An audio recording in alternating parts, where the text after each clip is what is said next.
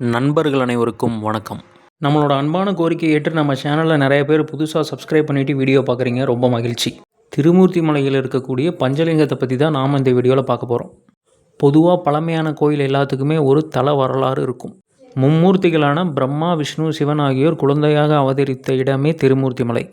இந்த மலை தென்கைலாயம் என்றும் அழைக்கப்படுகிறது. அத்திரி மகரிஷின்னு ஒரு முனிவர் இறைவன் மீது ஒரு அளவற்ற பக்தியோடு இருக்கார். அவர் தன்னுடைய மனைவி அனுஷா தேவிக்கு மும்மூர்த்திகளே மகனாக பிறக்கணும் அப்படின்னு இறைவனை வேண்டார். அவர் வேண்டுதலை ஏற்று மும்மூர்த்திகளே அவருடைய மனைவிக்கு குழந்தையாக பிறக்கின்றனர். இந்த மலையோட அடிவாரத்தில் அம்மனலிங்கேஸ்வரர் திருக்கோயில் அமைஞ்சிருக்கு. அந்த திருக்கோயிலை தாண்டி மேலே வந்தீங்க அப்படின்னா பஞ்சலிங்க அருவி இருக்குது. அந்த பஞ்சலிங்க அருவிக்கு மேலே தான் இந்த பஞ்சலிங்கங்கள் அமைஞ்சிருக்கு. இந்த பஞ்சலிங்கங்களை தரிசிக்க பிரதோஷ நாட்களில் மட்டும்தான் வனத்துறை அலோவ் பண்ணுறாங்க. நீர், நிலம், காற்று, ஆகாயம், நெருப்பு இந்த 5 பஞ்சபூதங்களையும் குறிப்பிடும் வகையில் தான் இந்த பஞ்சலிங்கங்கள் அமைஞ்சிருக்கு. இன்றளவும் இந்த லிங்கங்களை அத்திரி மகரிஷியும் அவருடைய மனைவியும் தரிசிப்பதாக கூறப்படுகிறது. ஆர்ப்பரித்து கொட்டும் பஞ்சலிங்க அருவி உருவாவது இந்த இடத்துல இருந்து தான். சுயம்பா உருவான லிங்கங்களை இன்றளவும் இங்கே உங்களால் காண முடியும். சுருக்கமாக சொல்லப்போனால் மனசுக்கு விருந்தாகவும் மருந்தாகவும் இந்த திருத்தலம் இயற்கை எழில் சூழ அமைஞ்சிருக்கு.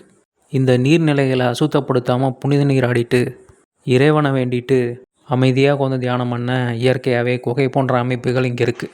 இப்போ தாங்க புரியுது ஏன் அந்த காலத்துல எல்லாம் ஞானிகள், யோகிகள், ரிஷிகள், சித்தர்கள்லாம் மனித நடமாட்டம் இல்லாத இயற்கை சூழ்ந்த இடங்களை இறை வழிபாட்டுக்காக தேர்ந்தெடுத்தாங்கன்னு.